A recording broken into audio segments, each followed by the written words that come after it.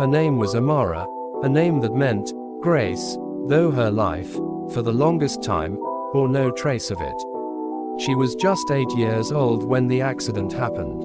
One rainy evening, her parents never made it back home. A truck skidded off the highway, and in one devastating instant, she became an orphan.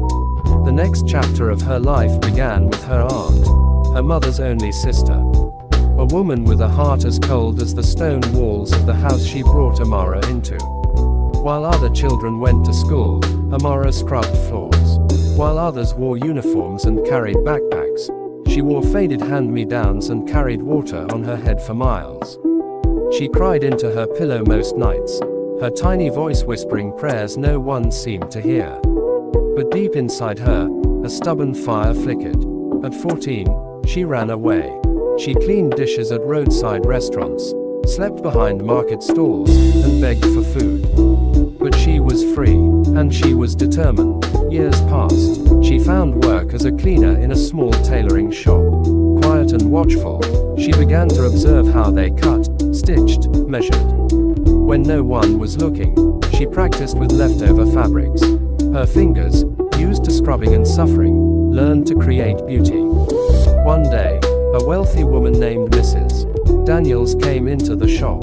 She saw a design Amara had stitched for herself from scraps. Something about the precision, the colors, the raw talent. It stopped her in her tracks. "Who made this?" she asked. Amara stepped forward, eyes wide with fear. I did, Mrs. Daniels didn't hesitate. "Come work with me. I will train you." It was the turning point for Amara. She wondered aloud, so God have been watching me.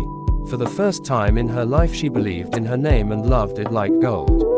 "Alas," she exclaimed, "grace has found me." Mrs. Daniels was stern but kind. She enrolled Amara in a design school, fed her, clothed her, called her daughter. Amara bloomed. In a few short years, she launched her own brand. Her designs walked runways, told stories of pain, of triumph, of healing. The world clapped, but only she knew the silence that once filled her nights. At one of her fashion exhibitions, she met Michael. He wasn't like the rest. He didn't care about fame or beauty. He listened when she spoke. He noticed the tremble in her hands when she talked about the past. He didn't try to fix her. He stood beside her, through it all. He loved the scar in her smile. And slowly, she let him in.